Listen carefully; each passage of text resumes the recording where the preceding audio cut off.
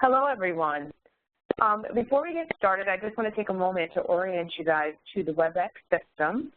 If you have not done so already, please call into the webinar using the audio conference information found in the Event Info tab, which is above the slide deck.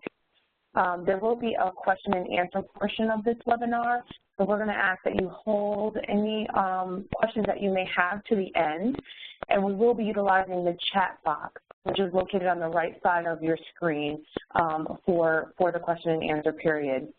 If the chat box does not appear, please click the dialog bubble on the top right toolbar and it should pop up. Additionally, I should say, if you come across any technical issues during the webinar, please chat to the host who will be able to assist you. So I just want to take a moment to introduce myself. My name is Yvette Kelly and I'm with the Community Technical Assistance Center. And I'm joined by a few of my colleagues on the line who will be assisting with the webinar today. I want to thank you for joining the Best Practice Framework for Residential Interventions webinar. This webinar is the first in a series of webinars that aims to provide educational and training resources to leaders of residential treatment facilities in an effort to assist organizations in making a transformational shift towards effective residential treatment. Today, you will hear from a number of national experts that provided guidance and assist their organizations in improving their services by adopting a framework that partners with families and youth, advocates, community providers, and funders to improve services and long-term outcomes for children and families. Our agenda for this webinar will be to provide an overview of the Building Bridges initiative and some of the core principles associated with that, as well as to hear from the leadership of the Plummer Home for Boys on their transformational journey. We will then move on to hear from a family advocate talking about what are the needs of families. Again, as I mentioned earlier, we will leave about 15 minutes at the end of the webinar for folks to reflect on the information presented and ask any questions that they may have. At this time, I'm going to turn it over to Beth Caldwell, who is the Director of the Building Bridges Initiative. Thank you, Yvette and CTAC, and good afternoon, everybody. I'm only going to be introducing the speakers we lined up for you today, and really we have chosen these speakers to support you in learning about building bridges and how one residential program has taken on the challenge of ensuring long-term outcomes for children and families post-residential discharge. So your first speaker is going to be probably the most impressive leader in the country on serving children with behavioral and emotional challenges and their families, Dr. Gary Blau. He's Chief of the Child, Adolescent, and Family Branch at the Substance Abuse and Mental Health Services Administration, and he really is the person who started the entire Building Bridges initiative. Our second speaker will be James Lister, who is the CEO of Plummer Home in Salem, Massachusetts. He's going to be joined by an expert in permanency and the permanency consultant for Plummer Home, Lauren Frey, and they're also going to be joined by a young man who they are currently serving at Plummer, Romer, and his sister, Khadija, and they will both also be talking about this permanency focus that Plummer has implemented. And last but not least, you're going to be hearing from Karen Ann Johnson. She is a wonderful and inspiring family advocate who works for SCO Family of Services in New York. And really, with no further ado, Gary's going to begin to tell you about the Building Bridges initiative. So Gary, you are. Well, thank you, Beth. I'm assuming you can hear me. And first of all, I will echo Beth's sentiments and thank everyone for joining us today and listening to what I believe is one of the more exciting activities I've been able to be involved with over these last probably 6 or 7 years now, and the creation of what has become a groundswell of activity related to essentially building bridges between residential and community providers, families, and youth themselves, along with other policymakers and folks that are really interested in this. The whole impetus behind this came from my work when I've been at SAMHSA now for about 11 years, and before that for 10 years in the state of Connecticut, where we had all kinds of activities going on related to residential and community services, and I used to oversee all of that in Connecticut. And there was this tension between residential and community providers and families and youth.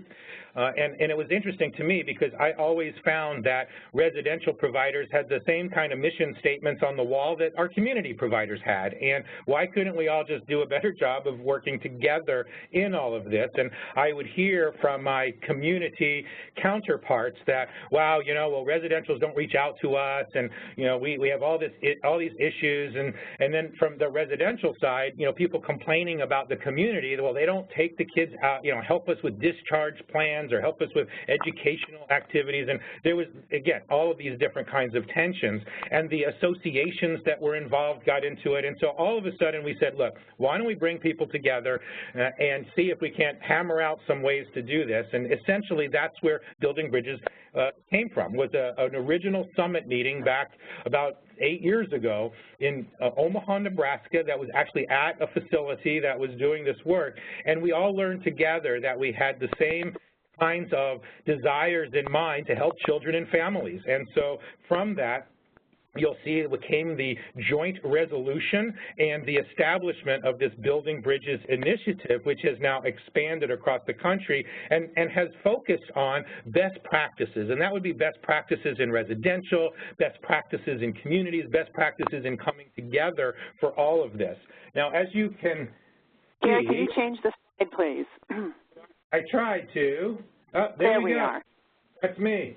All right, so as you can see from this particular slide, that Building Bridges has created now a real national mission to identify and promote these best practices through partnerships and collaborations. In fact, our tagline being advancing partnerships, improving lives.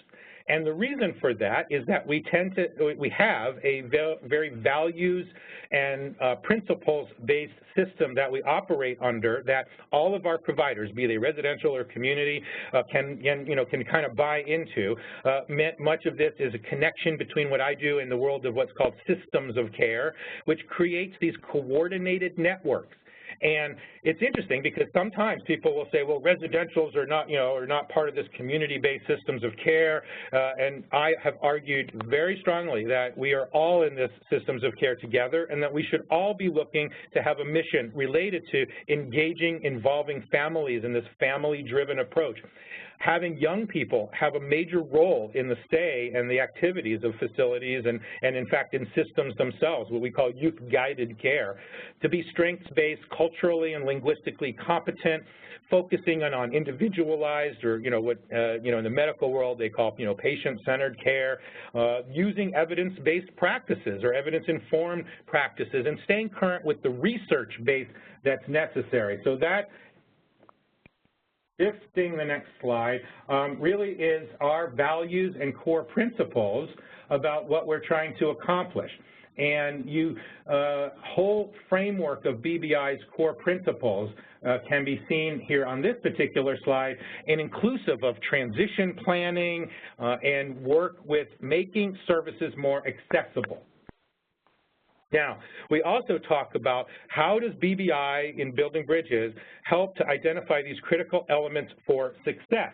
And much of the residential research really is showing that the transformation of residential into best practices includes things like, the shorter lengths of stay. Not that stays shouldn't happen or that residential shouldn't occur, all of these things. I tend to try to see that those extreme views are not necessary. What we do need to say is how do we improve what happens in residential post-discharge and in the community. So shorter lengths of stays is what we focus on. More family and young and youth involvement. You're going to hear much more about that. And if you get nothing else out of this webinar today, it's as you move forward on best practices, what can you do in your facility tomorrow to better engage families and young people in their own treatment and in the treatment of all of the rest of them, and also in terms of the discharge. Clearly, stability and support in the post-residential environment is very critical. And my hope is that as we go forward, that we're reframing, redesigning, and reimagining the work that happens on the inside of residential. Because most of you know that residential can sometimes get a bad rap for, costing too much, or keeping kids too long, or having, not so great things happen while they were in there. I mean, it was one of my jobs when I was in Connecticut was to follow up on all of the allegations that had happened, and, all of these things. And yet, at the same time, remembering that there are tremendously important relationships and work and, and improvements happening. So how do we do that in a way that focuses on those evidence-based practices? And honestly, what we're really trying to push all of you and many others across the country to think about is that we can't continue to simply think about what happens on the inside. In terms of what happens on the inside of the residential facility, it actually has to be about what is transpiring and what are the next steps that are happening on the outside. So one of the pet peeves, for example, that I have had with some of my residential counterparts, and I have many with my community counterparts as well, but since you all are more representing the residential side, is that we talk about things like home visits.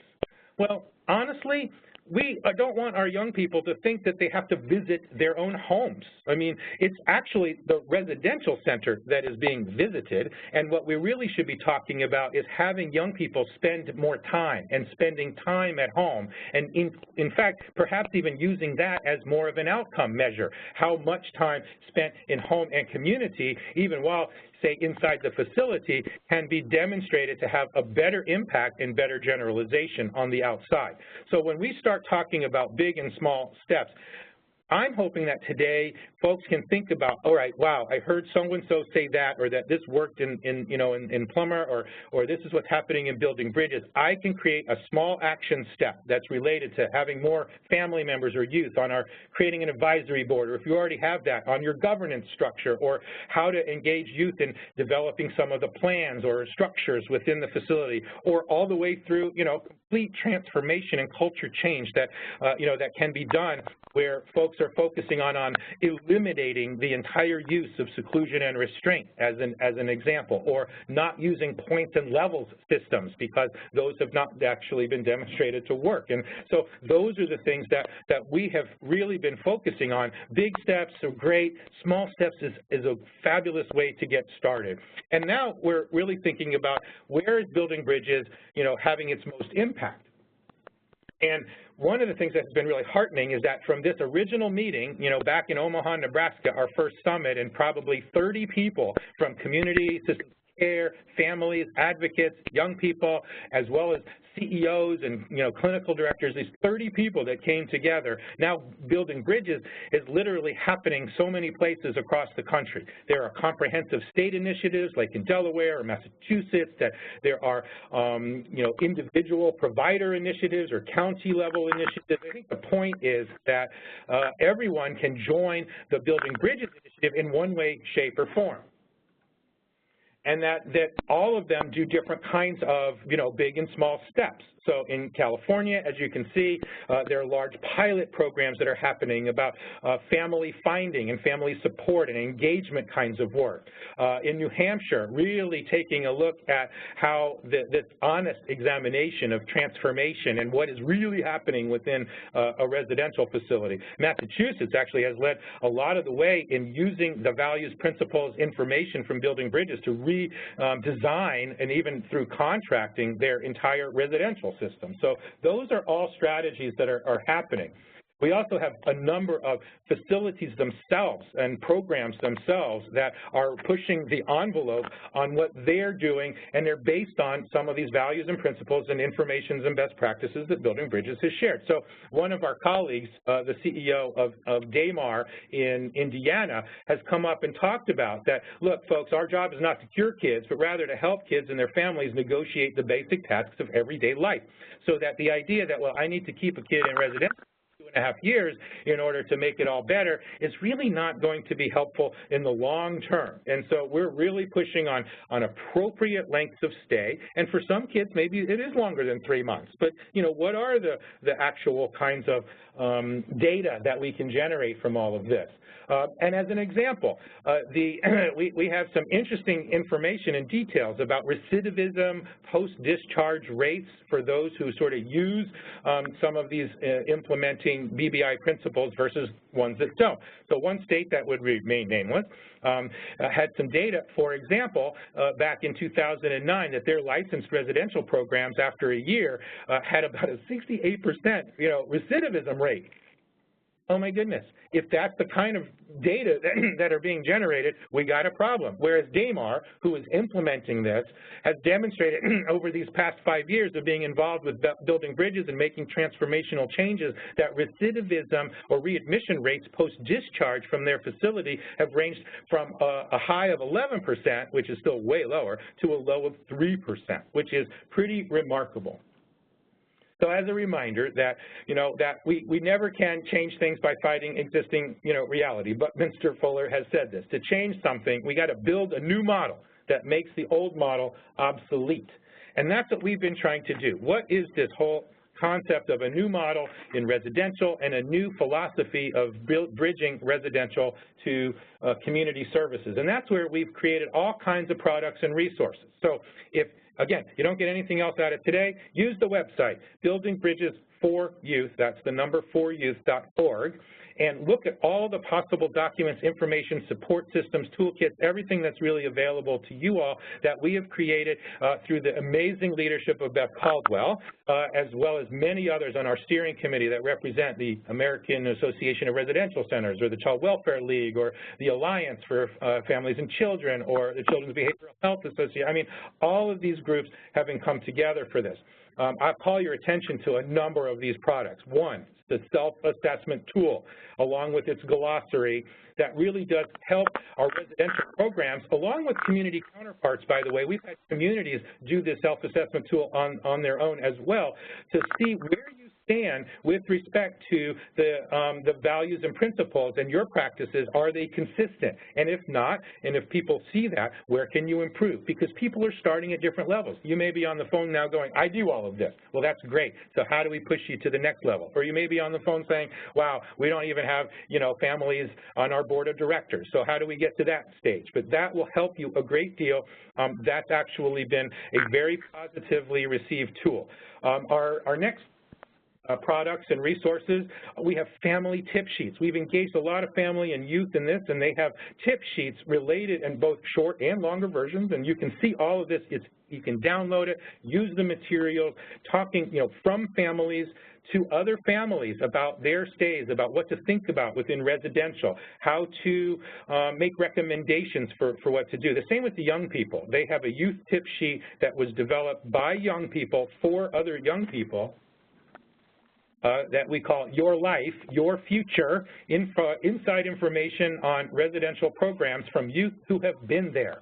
So that when you have a young person that enters, that these are information sheets, things to help them to make those transitions. Or if you have a family that's considering, going through intake and going through this, how can family members help them to really see what questions they should ask? How should they be, integrating in? What are their roles and responsibilities? What are the facilities' roles, and what are the communities? I mean, all of these things have been sort of reviewed and assisted by doing the work with our families and young people. So go to the BBI website and see under the products toolbar where these things are. And this particular slide lists all of the things, the tip sheets for working with families and youth, for cultural and linguistic competence guidelines, for a handbook on how to actually hire and support peer youth advocates.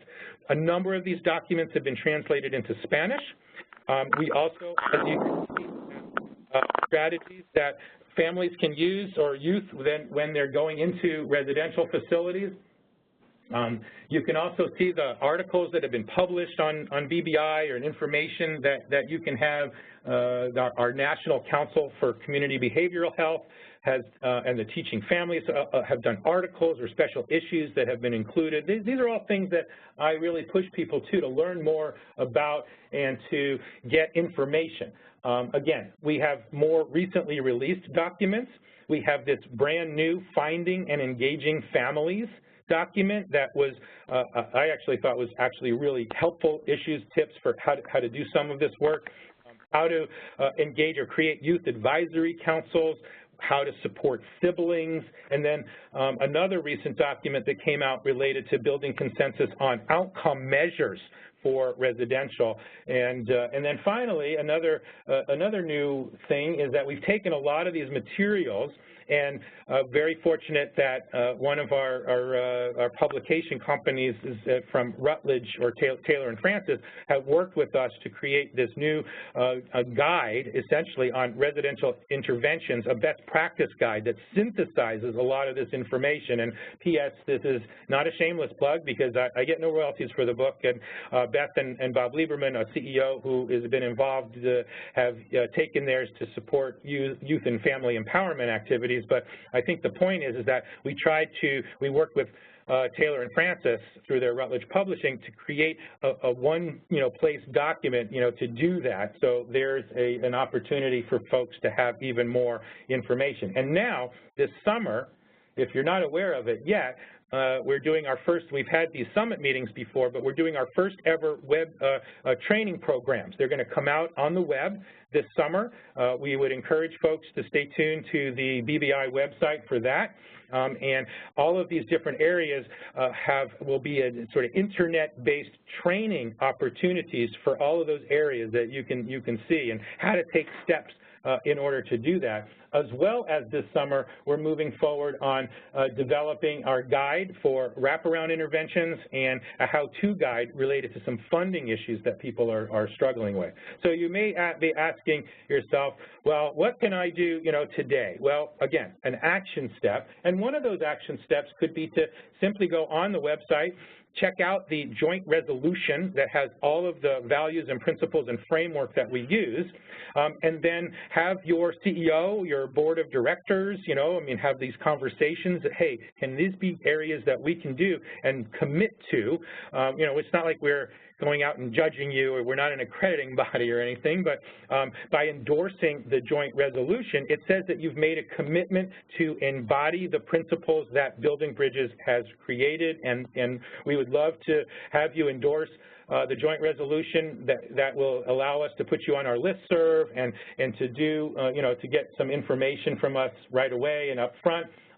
It also was a way that folks had to get first information about our new intensive training program, the first time that we're actually doing this in concert with the tools, materials, the book, etc. August 5th, 6th, and 7th outside of Boston, Massachusetts, actually in North Andover. And if you're interested in the training program, there's more information about that. I'm sure Beth Caldwell has a lot of that, and you can also, our Federation of Families for Children's Mental Health is hosting the registration site. Again, the partnerships that we have with residential, with community, with families, with youth themselves, all coming together, to do this. So from my time here, I just wanted to share that I continue to be excited about the Building Bridges initiative, about what it's accomplishing, about the amazing work that all of our families and our youth and our providers and our experts have done. And so I wanted to transmit that to you, as well as really say that there are lots of tools and resources, and that if and when you chose to join the BBI activities and participation, endorse the resolution, that we are here to help. We want to provide tools and resources, that we have some amazing best practices that you're going to hear about today, from varying places that have done this work. And it is a hard work. You all know this. We all know this. We've been involved in the field a long time. And it's the support and the tools and assistance that we get that in the networking and making it all happen, creating those action plans and implementing them, that makes it all worthwhile. We do have, and I'm sure folks are going to get copies of these presentations, and so we put some contact information for people if they want to follow up on what some of the folks are doing.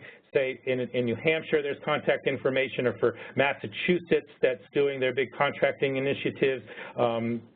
Here we have in California some of their information, so you all can get that. I won't dwell on it. Dr. Dalton's information from Damar, and then my contact information is listed here. If folks have questions, comments, want to follow up, or sending Beth, myself, a note about information about going on and endorsing the joint resolution. So with all of that being said, I'm really excited right now to, as they say, pass the ball over to James Lister and his team over at the Plummer home, and I want to just thank everyone for being interested in joining us today, and the ball is about to be passed, so thank you very much. Thank you, Gary and Beth, for the opportunity to be part of this webinar today. We endorsed the BBI initiative early on and are proud to be a part of it and have witnessed its implementation here in Massachusetts. And to the spirit of what Gary was saying earlier, what you're going to hear today is about kind of our journey to try to think about residential in a different way and to always pursue what we think is best for kids. And for us, that's to try to exit kids from our group home to family. And I'll walk you through our transformation. I'll start with a little bit of just kind of context in terms of Massachusetts, some data points just on the numbers of kids that we have. This is at the close of the calendar year 2014, that there were just over 8,000 kids in foster care, of which 2,000 were in residential settings. And we had about 808, and it's usually a little higher, that aged out of foster care in Massachusetts. And of those 808, 555 had goals of APLA, and 437 aged out from foster care, and 221 from congregate care. So what we'll accomplish today in terms of the Plummer Home presentation is you'll hear about the types of programs we offer, and we'll talk about the transformation process to being a permanency-driven group home. We'll share our intervention model, and we'll get a little bit more into the detail of the permanency work. We'll share some of our assessments in our step-down process. Quickly, to just give an overview of the Plummer Home, we're in Massachusetts. We have 5 different programs. We have a community-based court diversion program for about 15 to 20 kids. We have intensive foster care, or also known as treatment foster care. We have a group home for adolescent males ages 14 to 18. We have a pre-independent living program for males ages 18 to 21. And we have supported apartments in the community. And we have about 10 of those right now. I'm going to start to talk about our transformation. I was hired at Plummer Home about 10 years ago, and prior to that I was a state social worker here in Massachusetts for the child welfare system, and had worked in a variety of residential programs in a variety of settings, from direct care staff to leadership positions. And when I was hired here at Plummer Home, I was hired at a period in which the organization was just coming out of disorganization, and it was an opportunity for me as a young executive director to kind of create the Cadillac of all residential programs. So I went to our board of directors and said, this is what we need to do. We need to be as best as we can at being a residential program. We can't be proud of the work that's happening here today. So I got all sorts of funding from the board, and I made all the improvements calling on my past experience. I added additional staff. We made some building improvements. We bought regular minivans and got rid of the big, ugly residential vans. We paid kids to have jobs in the community. We added a music program. We did sports, camping. We went to Red Sox games. We paid higher for chores. And I was convinced that I had significantly improved the experience of care in an effort to have good long-term outcomes for our kids. So a couple years into that, we decided to take our first look at data. And we reviewed 41 youth discharged in 2009, 10, and 11, plus those that were in residence in 2011. In the service plan goals, upon referral to Plummer, almost half had goals of APLA or independent living, and slightly more than 1/3 had goals of reunification. And the status at discharge was that most went to higher or locked levels of care, about 1/3 went AWOL, signed out or left to stay with a friend, and less than 15% were discharged to family or kin. And what did the data tell us? The data told us that despite improving the experience of care to one that I was very proud of, that the outcomes weren't strong. For most youth, there was no clear goal to exit the system to reunification, adoption, or guardianship. There was inadequate progress toward an exit to family, and no safe and stable parenting or network of family connections at discharge. So we wanted to do what you talked about earlier, Gary, is challenge kind of traditional residential approaches, what didn't work. The idea that permanency work was not prioritized or measured in most residential settings. That a committed adult or mentor or lifelong connection is the best that we can hope for. And that youth have the choice of being parented or not. We see so often in our programs older kids in the child welfare system contemplating whether they want to go home or do independent living. We tell our staff here constantly that being parented is not a choice. Kids should live and be with families. The idea that independent living is an option, being raised by child welfare is an option, we wanted to challenge that. And then in fact, when we looked at our practice, we actually prepared youth to live independently of family. So our transformation, I think back to a staff meeting that we had years ago after we made all those experience of care changes. And it was one of the worst staff meetings I had ever been a part of, because despite all those changes, we had recently driven 3 or 4 kids to a homeless shelter when they discharged from Plummer home. So that really kind of inspired the staff and the board and across all levels to do things better, to shift from a traditional group home to one that is permanency focused, consistent with some of the BBI initiatives around youth engagement and being family driven. This slide I used to illustrate kind of the transformation. We don't spend a lot of time talking about the exact transformation in this slideshow, but when we adopted a strategic plan in 2009, that vision, the dream, what we wanted for all kids was a community committed to providing all children the support necessary to successfully navigate to a healthy adulthood. And in September, we are going to vote on a new vision statement of what's our dream for all kids. And that's that every young person has a family unconditionally committed to nurture, protect, and guide them. And when you look at those two vision statements next to each other, in 2009, we were deeply committed to doing everything we can to get kids to successful adulthood. And now we're deeply committed to get kids out of child welfare to families that will love them forever, and they will get them to successful adulthood. It's just looking at our role as a residential provider, as a residential treatment facility, differently than we have in the past. This is our intervention model. As part of implementing our permanency practice, we wanted to get pretty focused about the work that we did. And originally, this was called the model of care. But in an effort to really highlight that we believe residential treatment should be only an intervention, we changed it to a model of intervention rather than care. The idea that we'll be caring for kids long-term over time. And it has 3 core components that we think kids need, each of these 3 things, in order to transition successfully to adulthood. And those 3 components are permanency, preparedness, and community. And I think historically, residential programs have done a really good job with connecting kids to the community and trying to build the skills and education and wellness and health stuff that they needed in order to transition to a successful adulthood. But what we haven't done well, in my opinion, and we're just starting to scratch the surface here at Plummer, is to make permanency a focus of what we do. So we believe that these 3 core elements are necessary for successful long-term positive outcomes. I'll share a little bit of our current data. From August 1st, 2013 to April 30th, 2015, the average length of stay in a group home was 8.1 months. That's a lot lower than what it used to be years ago, and we're still trying to get it between 3 and 6 months. But we really look at the length of stay in the context of the exit from Plummer home to family. That's what it's all about. It's not about the length of stay in a residential program. It's about the length of stay in the child welfare system, that we have a responsibility to get kids out of the system to family, and that residential, in connection with community programs, need to be committed to that concept, that it's not simply about the length of stay in a group home. It's the length of stay in a system that's where they're not with their family.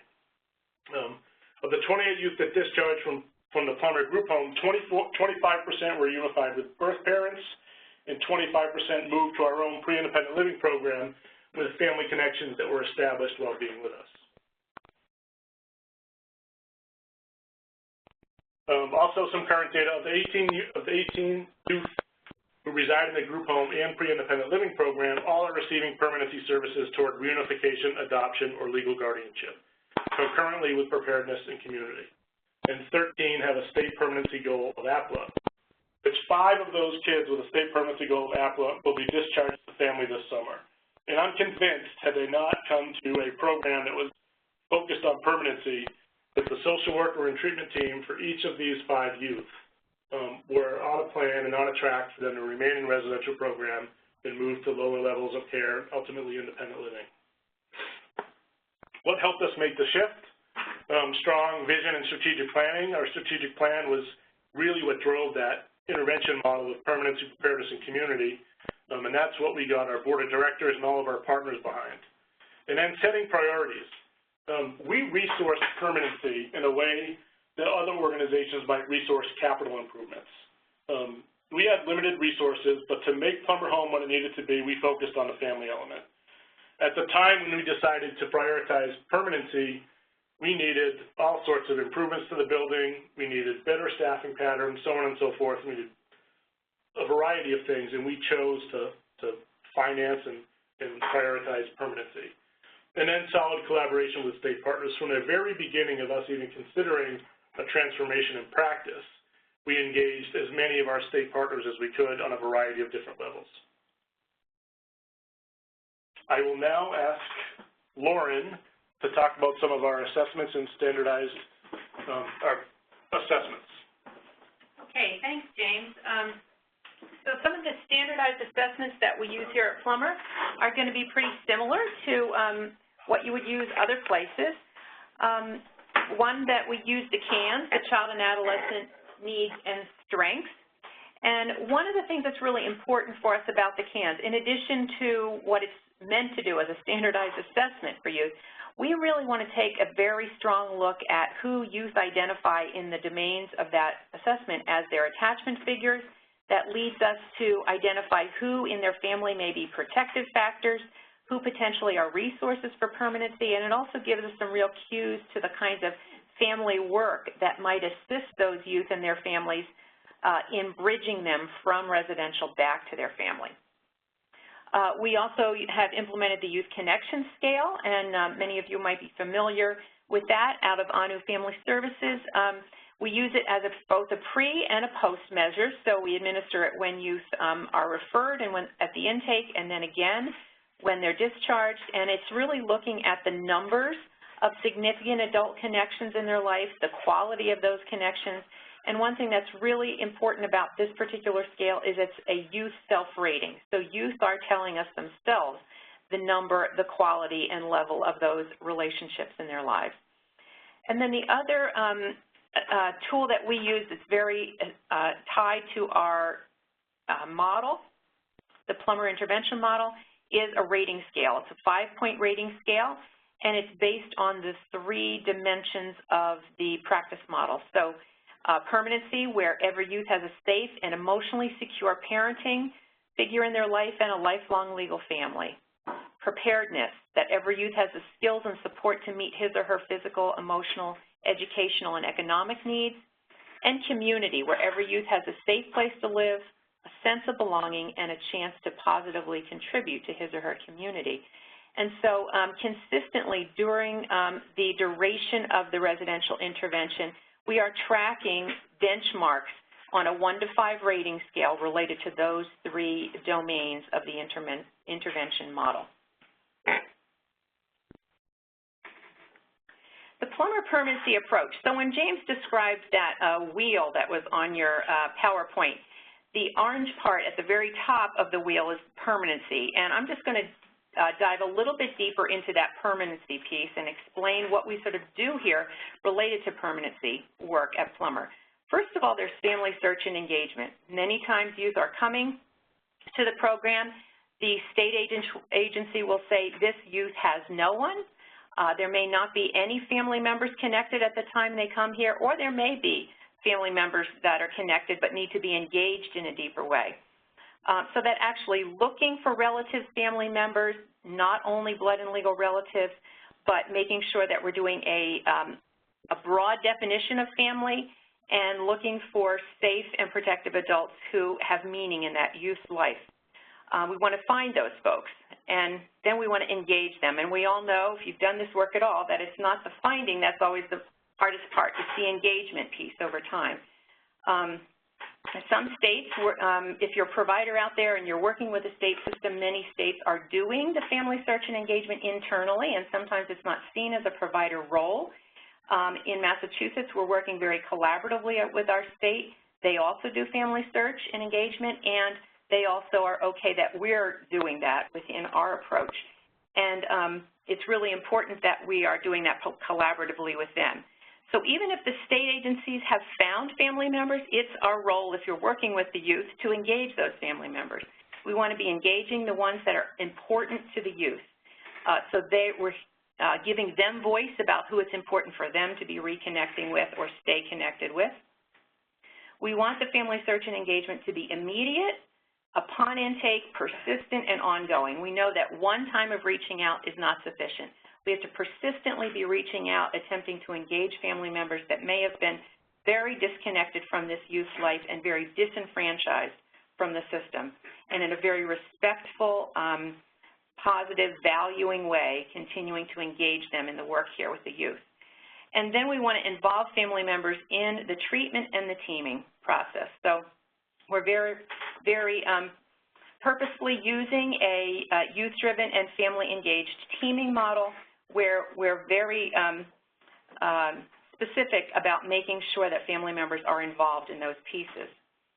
Secondly, youth preparation and family preparation for permanency is important. And in a few minutes, when we have Romer and Khadijah join us and share a little bit about their experience here at Plummer with this, you'll hear how important the youth preparation and family preparation was in their ability to move in together this summer and be successful in their life as a family. The youth preparation involves both individual time with the permanency social worker. We have a dedicated staff positions here, both in the group home program and the pre-IL programs, to spend individual time with each youth related to focusing on their permanency goals. We also have group work that's been sponsored with peers related to the permanency work, and the family contact and communication is prioritized. You know, above all else, we are looking to make sure that families are very closely connected and tied and communicated with during the intervention. And then lastly, under the permanency approach, the youth-engaged teaming process is very important. We've really worked to move it away from traditional treatment teaming, where youth are talked to in the process and goals are made for them, and really flip that around and made sure that youth are engaged in their voice about realistic and individualized permanency plans. Who's family to them? Who's important to them? Where do they want to, what family member do they want to be with when they leave here? If they're not family members, do they need another person to be brought into their life and them create additional family? And in the youth engaged teaming, we want to make sure that we are tracking measurable benchmarks to their permanency goals. So in terms of life after Plummer and the stepping down process, we really look at it very strongly as a focus on stepping toward family, not stepping down. So one of the young men who's going to be leaving Plummer this summer to a positive permanency outcome, he will be going into a foster family. He's not able to go back to the family that to be reunified with his family. But his foster family is very youth-specific, identified just for him. He's had a chance to build a relationship with that foster parent. The foster parent is very much invested in him as an individual. It's not just focused on stepping down a level from group care. It's stepping toward a family relationship while he moves into a foster family. And permanency is a focus there. There's a priority on having a parent other than the state and being parented. So it's not just looked at as a placement if youth are stepping down, but we want to be advancing that youth toward being parented, exiting foster care to parent and family relationships. And lastly, there's a strong emphasis on the family relationships even when youth are moving to a supported apartment setting. So, of course, we do have some youth that are not moving back with family immediately, may not move back with family ever because of their age, and it's developmentally appropriate for them. But if they move on to a supported apartment, that there is still a very strong emphasis on that family connectedness and support. So I'm actually going to now ask Romer and Khadijah to join me and to talk a little bit about their experience at Plummer. I know Beth just introduced them briefly. I'm just going to add to that a little bit. Romer is 19. He's been a resident of Plummer for almost 3 years. Upon turning 18, he decided to continue receiving services from DCF and signed a voluntary placement agreement, and he plans to transition from Plummer over the summer, move in with his older sister, Khadijah. While at Plummer, Romer and his sister were reconnected after a long separation and are really committed to a strong relationship. RJ is a very talented young man, plays several instruments. He's showcased his musical abilities, several events and shows, including at the Massachusetts State House in Boston recently. He plans to attend community college for video game simulation and hopes to be a video game designer and a music composer for video games in the future. And you will see one of the videos at the end of their presentation. We'll show one to you today. Khadijah, his older sister, in her early 30s. She has an unwavering commitment to her younger brother, Romer, and he will be transitioning to her home this summer. She designs clothing. She enjoys cooking, is a poet who shared her work at many events around the city of Boston, and describes herself as a clown with a strong personality. So without any further ado, I'm going to ask Khadijah and Romer a couple questions here and have them respond. We're all huddled around the microphone here, so I want to make sure you can all hear, the three of us. So Romer, why don't you start us off? What are some of the challenges of being 18 and transitioning from a group home? Well, one of the challenges of being 18 transitioning from a group home to a family setting is that your requirements from, as opposed to family and group home, are a little bit different, because living in a group home requires that, okay, you have to be at home at a certain time, you got to do curfews, you have to do certain groups or whatnot. Whereas with a family-based thing, there's more of, okay, you got to go to work and you have to do all this stuff like manage your money, be able to go out for grocery shopping, support, and all the other stuff. And can you talk a little bit about the challenge of when you are moving back with family and you haven't lived with family for a long time? I mean, the one problem I noticed is that when you live in a group home, it's not necessarily more or less real life as opposed to living with your family. When you're living with your family, you're dealing with more real-life situations as opposed to a group home. Yes, there's certain things that the group home will be able to help you with, but there's other things that it's better off to be with a family in order to get through. Great. And Khadijah, can you talk a little bit about the same thing? What are some of the challenges you've seen for youth at 18 transitioning from a group home? I mean, what I see about the biggest changes for youth transitioning in general, whether it's from their home or a group home, is a lot of times, you know, when you're 18 years old, legally and technically you're grown. But if you come from a home where you've been sheltered, i.e. the group home or just growing up in your house altogether, it becomes a little complicated because now you have to be able to walk that line between being grown and still being sheltered. There are certain things that will be done for you in a group home that won't be done for you in the real world because, once again, you're grown.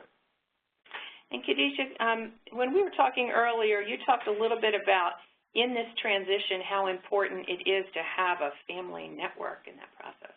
Yes.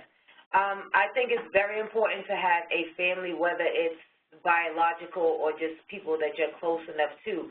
I think it's very important to have some sort of family around you because those are the people that are really going to be honest with you and real with you and still at the same time not necessarily completely shelter you from the real world.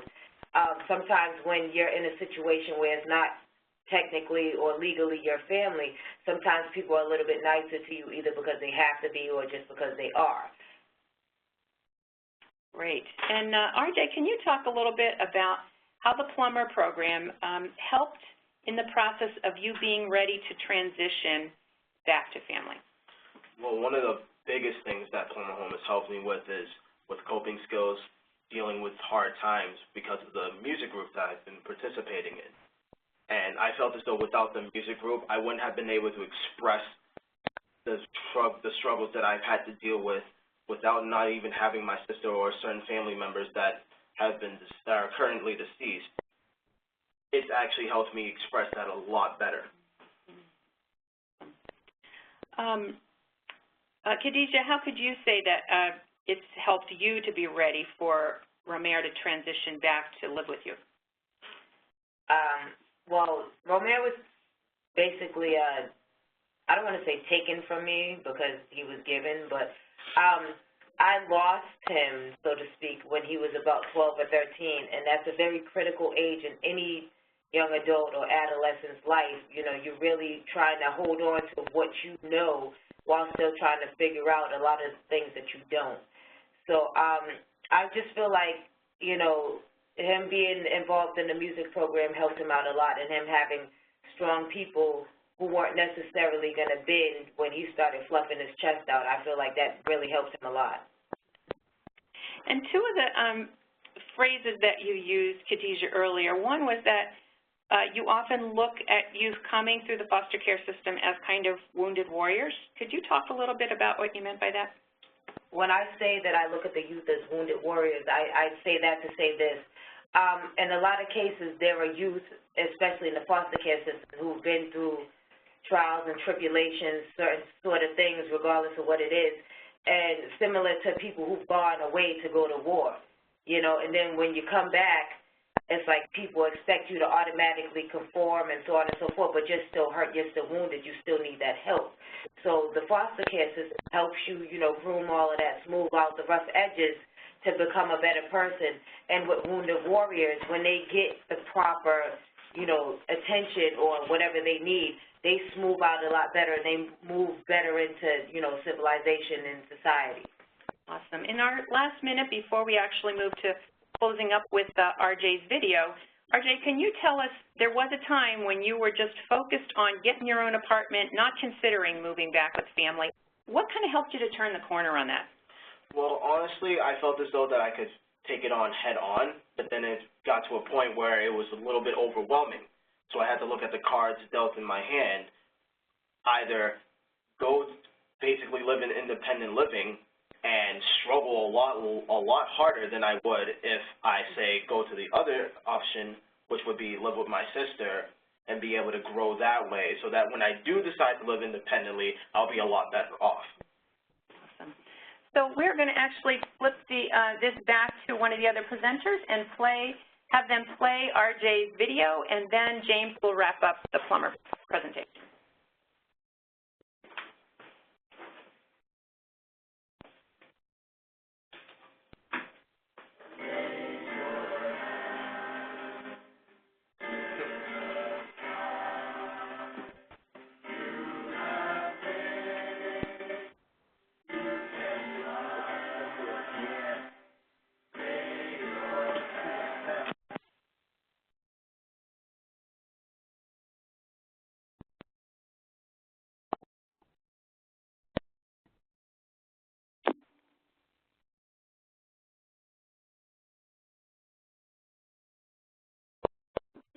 Swinging razor blades, hoping to find a way to ask the Lord for strength.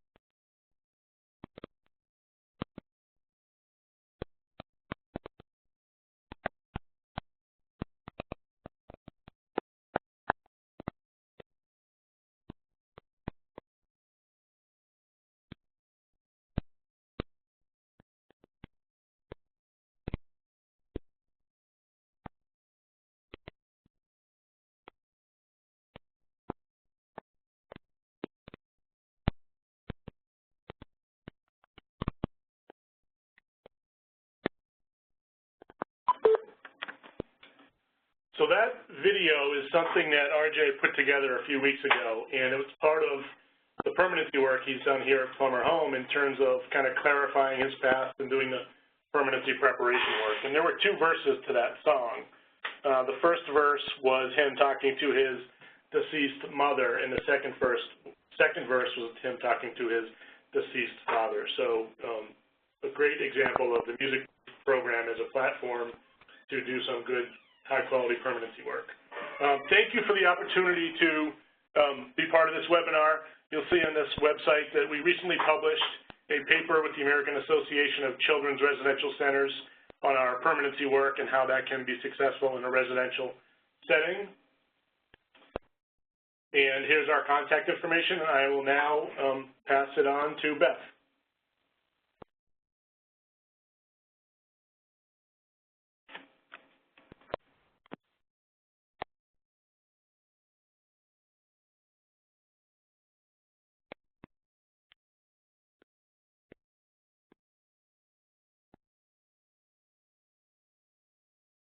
Hi, Beth. So Karen is having trouble with her phone at the moment, so I am helping her resolve that, but she should be on in just a few more minutes. Oh, okay. So thank you so much to all of the Plummer people. What a wonderful presentation. And what you do in child welfare is so relevant to building stronger relationships towards permanency, even when there are no custody issues. And so this permanency piece is something that states around the country, mental health, juvenile justice, child welfare, of course, and education are also focused on. And so many people have learned from the Plummer Home, and now we have this wonderful video that we can also work on. So Karen, are you able to speak now, or should I start with your presentation? Okay, so I think I'm going to start. Karen, when you get on, then you can just jump in. So basically, Karen, as I shared with you, is a family advocate at SCO Family of Services, which is just in basically New York City, Queens. And what she wanted to talk to you about is a little bit about family-driven care. Gary already shared with you that family-driven and youth-guided are some of our core principles in BBI. And as many of you know, the BBI core principles really interface with system of care principles, and that's where it gets so easy to really collaborate and partner with community partners. And so the most research has really happened with family-driven and youth-guided care. And so what is family-driven all about? Here we have the definition from the Federation of Families for Children's Mental Health. But I like the word here in the first line where it says have a primary decision-making role. Of course, we're always going to collaborate, but really the goal is just to focus on helping these families to really find their voice so that they can make decisions while the child is with you in residential, while they're with other community providers, and to supporting that child as they move forward towards adulthood. Gary already talked about this, the shorter lengths of stay, increased family involvement. Every single researcher who addresses the needs of children and adolescents with behavioral and emotional challenges identifies that the most important thing we can do is focus on family and focus on engaging with families. So Karen does a much better job than I do on this, but she's having phone trouble, but she talks about giving this very warm, empathetic, non-judgmental reception for the family member at the door. She talks about having, and when she meets and sits down, and she has this warm, lovely voice, and she talks about how she listens with her heart, she listens with her eyes, and she listens with her ears. She really sits in front of the family with this openness and engagement of them. So what are things that you can do? Well, obviously, many of you have already done this in the RTFs in New York State, is you've hired family partners and advocates. But how many have you hired? At Hathaway Sycamores in California, they hired 44 to support them in really what James and his team were talking about, is making sure that families have the strengths and the supports and the skills they need to support their children at home and in the community. These are just some examples of when you're talking about having family partners.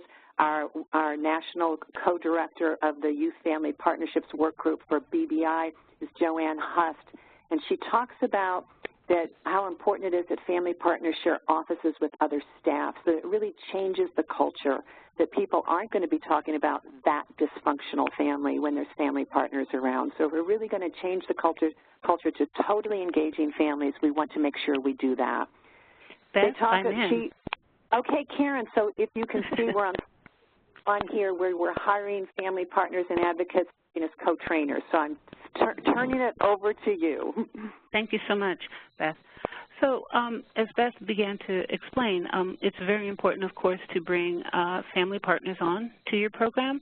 And what you should know is that one good advocate can essentially multiply their support, basically because of what has worked for them. Family advocates do believe in teaching parents and families how to build a village.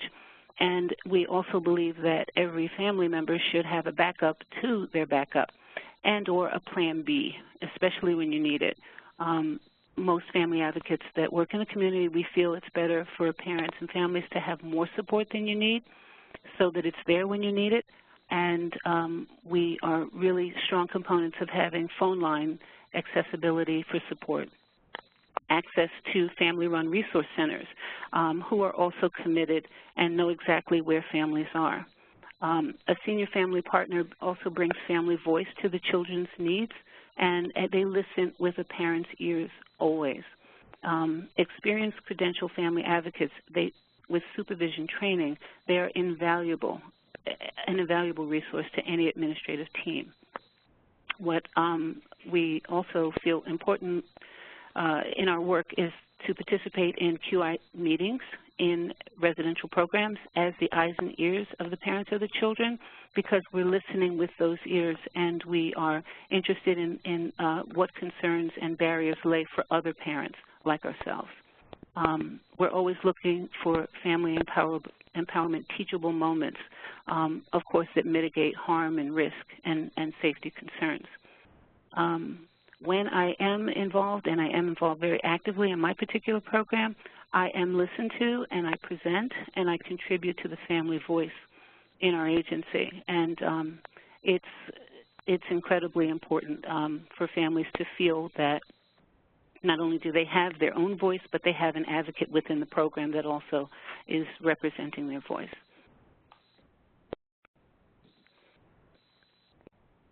Going on to the next slide, important steps to develop strategic plans to engage families. Well, I'm sorry, I'm in the wrong place, so sorry. Okay, so second, okay. And then they also, families in our program, we're encouraged to serve as part of hiring groups to hire staff and be part of evaluation teams to evaluate individual staff. Of course, all parents and family advocates in our particular state believe that nothing really should happen about us without us.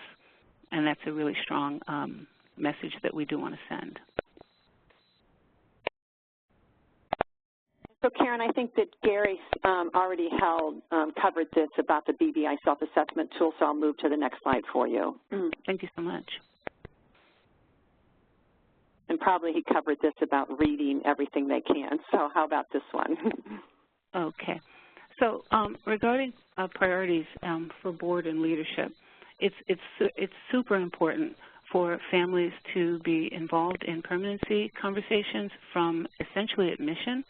It's essential to the family's reality of what to expect from the placement, and it keeps them always focused on preparation and things that they're going to need to reintegrate with their child and move forward and just live a productive life.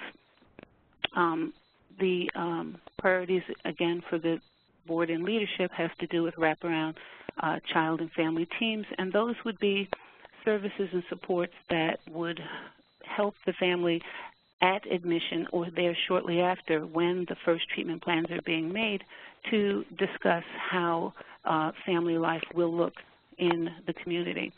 I mean, all focus should be on community-based reintegration. It's so super important when it's based on expectations of what your life is outside the program. Best practice for clinical engagement has to do with things that I had never heard of as a parent of a special needs child. Functional family therapy and all of these alphabets, what does that mean? It's important when a family does engage with a clinical team that they are given the time and the patience and attention to understand what that is, and not just in theory, but what's it look like? How is that going to affect my child today and tomorrow, and how can I use those best clinical practice engagement skills? It's very important for families to have a pretty comprehensive sense, and they are able to tell you what they're getting from their treatment. Expectations for all disciplines of staff. It's important for all staff to see the family member and the child as a unit that is currently separated but will be reunified. And so the milieu and all of the things that happen in a program are super important, but it's even more important when they can either be transferred into the community or when a parent can see how those good skills and those good treatment plans are activated in the community. And in addition, focus on building memories with families. It is super important for families to always have their children on their mind.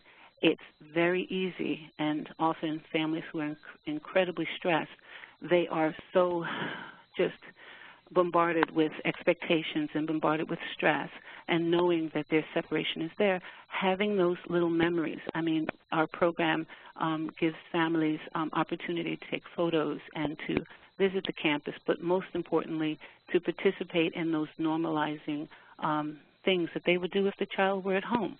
I mean, how they feel about the haircuts and whether piercings are okay, and making decisions about, you know, prom clothing and things like that, and just really doing all of those reach-over things that bring the community or the part of the parenting that they would normally do at home back into the treatment program, and then vice versa. Just making sure that the parents have that voice. So super important. Beth, did you want to go to the next slide? I did. Okay. Let's see. So, okay. And it's important for the executive team members to know that when they do have an open policy, an open door policy for family members, it means so much. Parents are absolutely thrilled. You would not believe this, but I can tell you truly, when an executive comes out and focuses directly on them for just a minute, that personal greeting is so super important. Families, just like everyone, like to hear their own name. They like to be recognized, and they like to have that recognition from reception.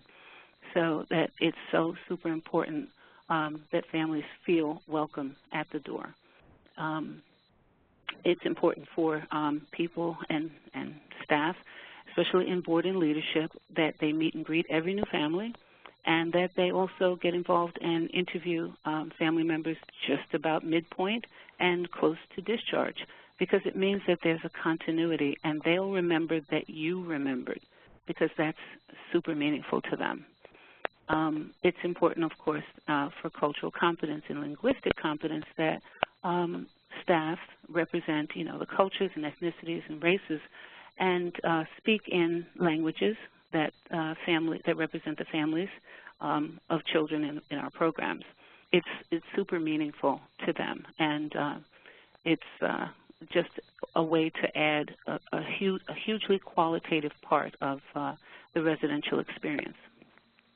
So keeping that in mind, practices that you would want to consider and implement, if you consider that every staff member is a director of first impressions, meaning anyone, even our maintenance folks, we all say hi, and we smile, and we make eye contact. And that can mean everything to a parent sitting in the reception area not knowing what to expect and being completely overwhelmed. It's important that families have free access, based on availability, of course, and prior notification, program to program, but families need to know that they have some overwhelming welcome, and that can be instituted at every point. Families need to know that they can see where their child lives. What does that look like? And participate in the classroom and activities and have access to the direct care staff and the educators that are teaching their children. And clinical and direct care staff, it's so super important that they open the opportunity for families to be engaged in the community, especially regarding their children. Those initial service plans and then those quarterly meetings, it just cannot and should not always be, program-centric. We have to be where they are because that's where the children are going to live. I had a family member recently say, well, my child stays with you, but they live at home, and I couldn't agree more because that's exactly what the case is. Support groups should happen out in the communities, and we have opportunities, hopefully in every state, to partner with family-run organizations who have space in families' communities if there's a big difference of where the child is and where the parent lives. Community-based and family-run organizations often have space, often should be in collaborative relationships, and can offer support groups and opportunities to meet the families where they are, in addition to hosting us and helping us to continue to be in the community. And I'm going to move to the next slide because we're a little bit over time, so about 1 minute. If you could summarize this last slide, that would be helpful. You bet. So losing the words home and visits or passes, that again was echoed with Gary, and it's a strong idea in our Building Bridges principles. Families, again, should be called every day to share the child's strengths, not the problems. And children and youth should be encouraged to call different family members, not just mom, but other people in their support systems. And it's important to create opportunities for families to spend time. And it doesn't have to be a lot of money. It could just be going for a walk. It could just be sitting across a table. It could be just having, a Coke and a soda or just a snack. Being there is so important for kids, and seeing their mom's face or their family's face. Supporting siblings is super important because they are often underrepresented and not spoken about. It's always the focus on the parent, but the children's siblings are so super vulnerable and wanting and missing their brother or sister. So support should be, and extra help to get them together for play dates and opportunities should also be considered. And then, of course, finally, gathering tickets and freebies are my life's work. I look for everything and anything that I can find that's free and available for families because of, true costs and wanting to keep costs down, but high quality connection up. Wow, thank you. Any last thing you want to say? Karen is one of the best family advocates I have ever worked with, and when I interviewed families at SCO and I said what made a difference to a person, they all said, Ms. Johnson. The most important thing is making that first impression. Engagement is a challenge with almost all RTFs. Parents are conditioned to not want to re-engage and tell the story again and be re-traumatized and all of that, and they don't want to be separated from their children. Meet them where they are, welcome them warmly, and give them all the support that they could possibly need. Thank you so much, Karen. Really, really appreciate your time. And I think what we're going to do now is I'm going to pass the ball to Anne, who is going to be sharing some questions, right? Yes, that's right. Hi, everyone, and thank you all for this wonderful presentation. So those of you who are participating in this webinar, if you have questions, you can chat them into the chat box, and we will read them, and our presenters will respond to those. So take a minute and think about how you can, further your learning here by asking some questions. So we have one question, and that is, how do leaders support their staff in making the shift to see families as the drivers of their own care? So I think this might be a good question for the folks at Plummer. What were some of the challenges that the staff faced in making that shift, and how did you help with that?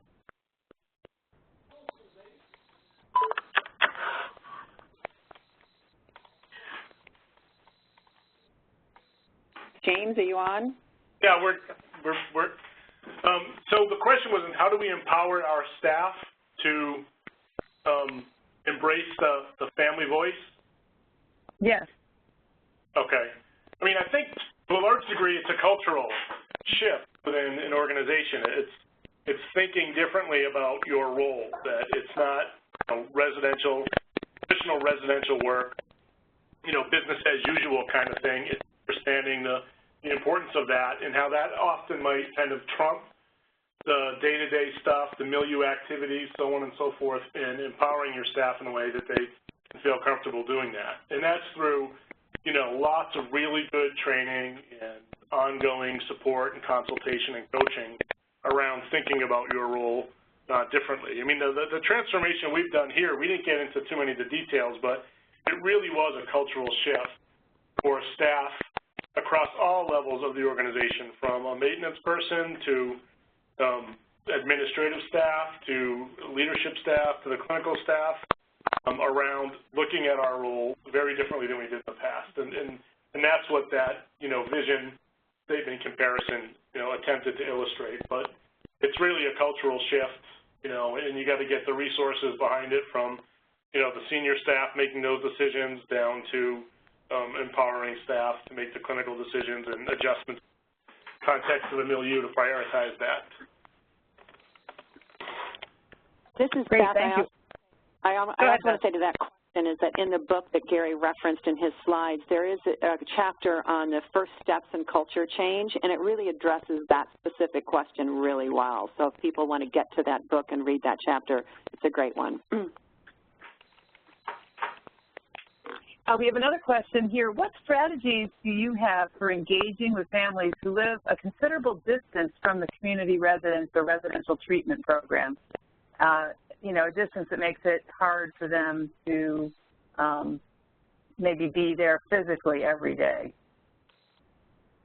To the extent possible, we try to make resources available to accommodate families with public transportation passes, or to there's a few local hotels that are close by to Plummer Home, so we've made arrangements to pay for that, or through connections in the community. Our kind of community partners are willing to comp a room for a night or two. But again, it comes down to the prioritization with your resources. And here in Massachusetts, anyways, it's not a huge state. We've had some out-of-state activity where we've supported the travel of staff and family members to go and facilitate visits and stuff like that. But I think we need to do that if we find a family member who lives in Florida, the same way we would if we found a family member who lives a half an hour away. But what we do is we try to resource the staff in a way that we can make those decisions to accommodate the family's travel needs. And this is Beth, and I'd like to add a couple of things. One is like Damar, which Gary shared, has taken big steps. Some of us take small steps initially, and Damar ended up taking big steps when they looked at their outcome data. And they actually changed their business model to only serve families within, I believe it's a 45-minute or an hour drive. They actually increased their business immensely, but they made a decision that if they were going to have the outcome, their outcomes were much better when they could actually spend time with the families every day, which is a whole nother topic. New Hampshire, which obviously you're driving 4 hours or 5 hours, they were able to, with a number of their residential programs that were involved in the New Hampshire Permanency initiative, which was part of their BBI, is that they made a commitment, they couldn't do it every day, that every youth would get home a minimum of twice a week. And so they're driving twice a week, sometimes 4 hours, sometimes they have people who meet them halfway. And I know that even in New York State, Adirondack Youth Lodge had done something very similar. They really make a commitment that this is going to happen. And they do everything possible that the child is spending time in their family's homes and that then staff are going to get there. And so if you talk to Susan Beck of NFI or of Beckett Family Services, you know, they had to reallocate resources. They didn't get extra monies, but they definitely reallocated resources for much more gas money and clinical time and direct care staff time spent with families. So to comment one more on this, and I'll be brief. You know, when we work with kids that come to us that don't have a strong family network, or any for that matter, we don't know where we're going to find the relatives, right? In our family search and engagement, we may find an uncle that lives 10 minutes away, which we have, or we may find somebody who lives across state lines. And that's the challenge, I think, when you're working with kids that commonly have those goals of APLA that I referred to earlier, is we're starting at ground zero in many, many cases with older kids that have been raised in the foster care system. And we don't know where the family will be, and we need to be prepared to embrace that family wherever that family is. Right, and I saw Karen mentioned in the chat, too, some use of technology. Obviously, you want kids in direct contact with their families, but there are also some ways to supplement that with Skype and other kinds of regular opportunities for people to talk and be connected. We have another question here. How are you shortening length of stay in the case where parents don't feel ready to have their child come home, especially in situations where the professionals involved feel that staying in residential longer will be counterproductive? So how are you engaging families when they're, you know, when they are feeling not ready, and yet the program is feeling that it's time to start moving toward? This is Beth again, and I want to share that that is a challenge that many programs, if not all programs, face. And what they did in the California Reform Initiative, which really studied this whole issue for a number of years, with Annie Casey help in terms of research. And so what they do is even pre-admission, like either at admission, like pre-admission, the first two things they do is family search and engage, even when there are viable family members, because what they want to do is extend that family network, because they know for a percentage of the youth, the one family member or even maybe two family members who present at admission are not viable for that family, for that child to spend time with on a regular basis or go home. So they're doing family search and engage with families who already are, you know, are a possible viable permanency resource. Second thing they do, of course, is support community support networks. So their work, just like Lister, is really from day one they're going to make this happen. And like Seneca Family of Services in California talks about, is they went from with their RBS initiative in California, they went from a 5-month model, which is they're under 5 months, and now, and as James and Lauren talk about, sometimes when the child's there longer, it's because they're having trouble getting that permanency. But they're going now to a 30, 60, and 90-day, and they have increased and upped the focus on family finding and engagement. So they're using a much more intensive family finding and engagement from day one. So those are things that people do that we're not just, you know, going to say this is the family, because at admission, families are often willing to, it's like an emergency, and there's two sides, as you know, in China, to that word emergency. It's also opportunity. So they're often willing to share who else that this youth may spend time with if they are not viable. And then it's really the clinical supervision and knowledge to support a broader network so children can go home in a shorter length of stay. Great, thanks for that. Another question coming through, what community support have you found to be most helpful in reducing the length of stay for children who are in residential? And I think what the question seems to be implying here is, you know, Gary talked at the beginning about the importance of really working together, community providers and residential providers. And what kind of relationships have you at Plummer, or Karen, you at SBO, or Beth, you in terms of your other Building Bridges work, found to be really critical? I can comment briefly from Plummer Homes' perspective.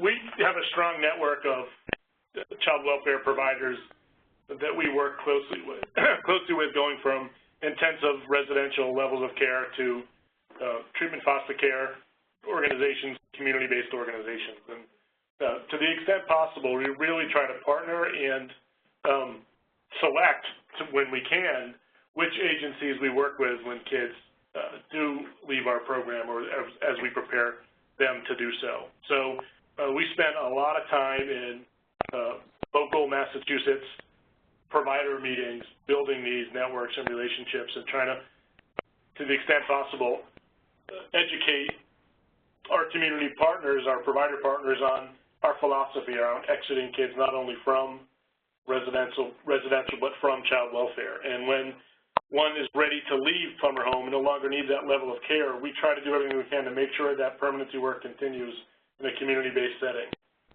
It can be a challenge sometimes because we don't always have the network of organizations that prioritize, in our opinion, permanency in the way that we do, but we're constantly building partnerships to ensure the work continues, ultimately leading to their length of stay. Thank you, James. Thanks for sharing. I just want to say a big thank you to all of the presenters today for sharing their knowledge and expertise around this topic.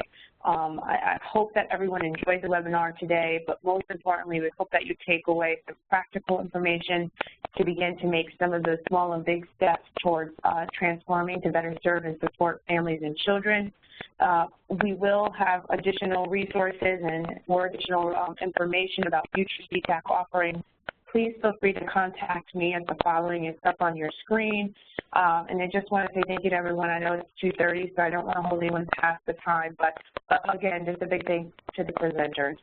I hope everyone has a good day. Thank you, everyone. Thank you.